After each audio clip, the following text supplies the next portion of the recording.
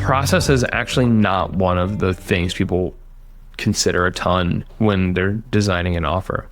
The process equals scalability. Like, you can do problem person without process and wing it really well. That is generally where we meet people. And custom scope your life. Yeah, we meet people at that part of like, they've been doing this for a year or two or however long, 5. Mm-hmm. And they're like, I hate my life. I've built a business that feels like a prison.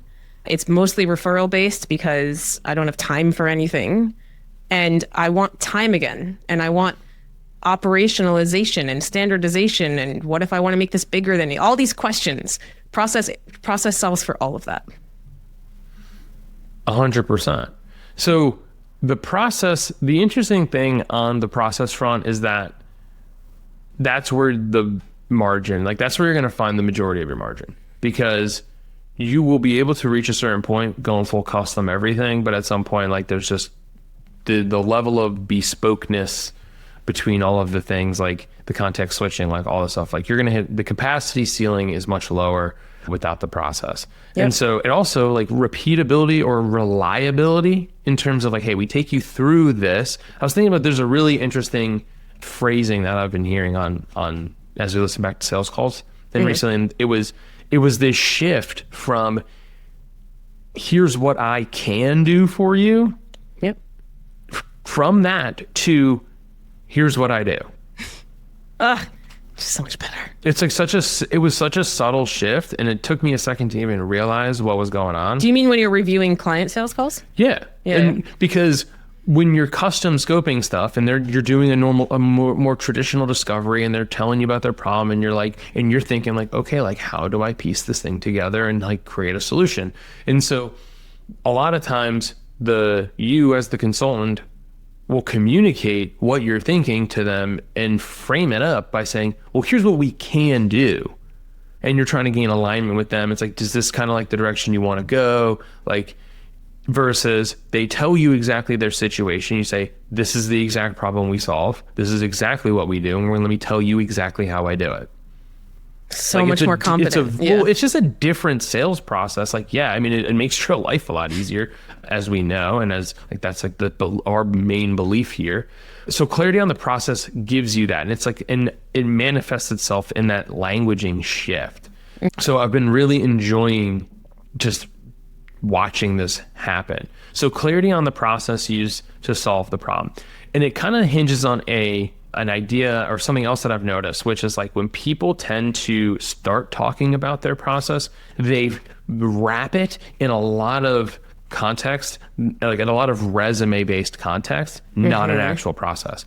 I have been in demand gen for 15 years. I've led demand gen teams across super ding-dong tech companies. And then I've been doing this on my own. I've done this with 20 clients. Like I got, like they're trying to be credible based on their resume and their background and their LinkedIn bio and their client list and all these different things. And I'm not saying those things are irrelevant. Like track record is extremely important, but the track record could be simplified in we've helped X number of companies do this thing, like go through this specific process. It doesn't have to be like a lot, because that's defensible. It's not defensible to say I've been in demand gen for 15 years, because a lot of people have been in demand gen for 15 years. Right. And they all have different approaches to how they solve a thing and points of view to their demand gen right process. And so it just makes the sales process so much longer to figure out, okay, is the problem that I solve for you and my process actually right for you? It helps you as the solopreneur disqualify bad fit clients as well, because they might want a solution that you actually don't do or don't believe is good, right? Yes. So the way to think about this, or the way we think about this, and we encourage other people to do this, is saying like put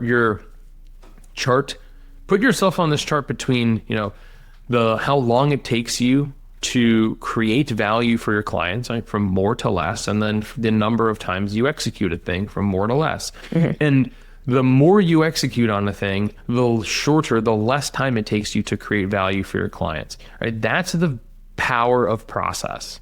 Yes. Right? And that's where you get the majority of your power. We've talked about how it used to take me, 6 months to do this thing. It's like, hey, if we can knock it out in 30 days now, like, We're within 1 hour of posting. Like time to value created is outrageous Crazy. now based on the things we've installed into the process.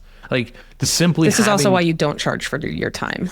100%, right? Like, because for you to charge for an hour to be like, oh, it took me an hour or like 10 minutes to write this post for you, and you got a deal worth $80K within an hour Seriously. of posting it, like, so charging for your time doesn't really make any sense. We don't want to penalize people for being good at what they do. That's where you get all of your leverage. Like, Ooh, sorry, that's a good hook. I gotta write that down. God, my brain just my brain. go do Let me your thing. I'll say it out loud so people can watch me cook. Can you say it again? Actually, I've got my ADHD. I don't even remember what I said. I was Charging just by the hour penalizes you. for being good. For being good. There it is. For being good. It's self-destructive behavior disguised as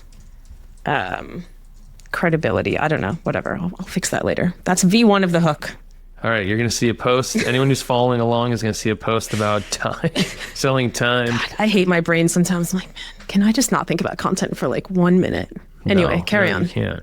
This is a normal conversation that Eric and I have every day. I stop him like every other sentence. I'm like, hang on. That's a hook. This is exactly what a normal conversation is like. We're just recording it now. Anyway, so don't charge for time. That's like the whole rub, and this is a good example of that. Yep. So we say easiest way to clarify the process, audit your past projects, right? The pattern matching, like your vantage point is where you're going to find the majority of the leverage here. So look at all the clients, find the through lines. What we end up seeing most people do is that they strip out like 80% of the shit that they do, not because it's fluff or because it's bad. It's just like, it didn't make the difference, right? If we punted this thing 6 months down the road, it wouldn't change anything. And that's the type of stuff that we're trying to get to impact as fast as possible. So we tend to audit and then reorganize what we're doing, right? To help you find some clarity. So what are the steps that you repeat across all clients? What things got stuck? How did you fix it? What do clients always need, even if they don't know it? This is a big one because what clients want to buy, and then the practical application of you doing the work are not like a one-to-one direct match.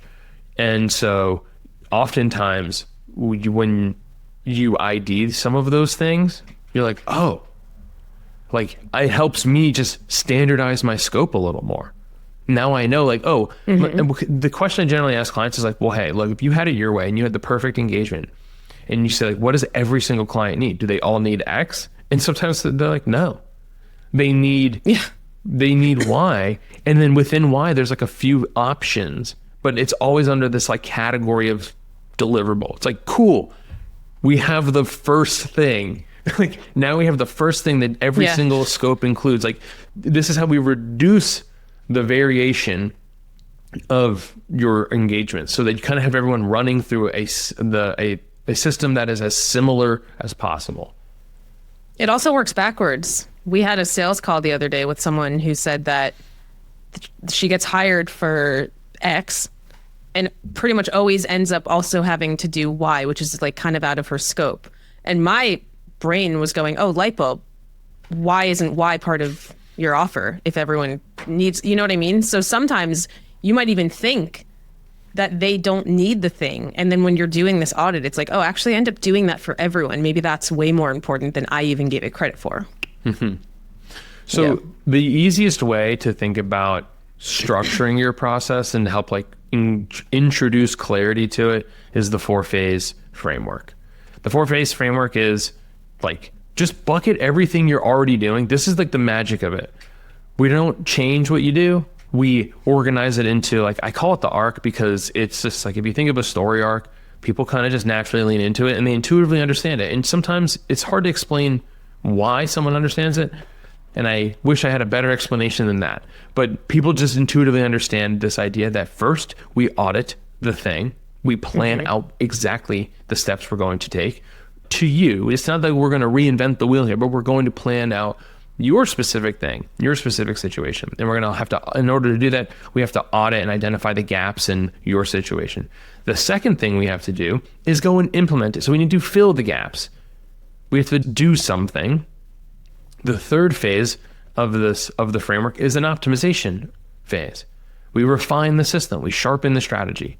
And then the last phase is maximize. We scale what works and we move on to another thing. Right? We move on to the next product, the next segment, the next channel, the next medium, the next whatever. But we're baking it in. So it's like people intuitively understand this idea that first we must plan, then we must do, then we must like check, and then we must do again. Yep.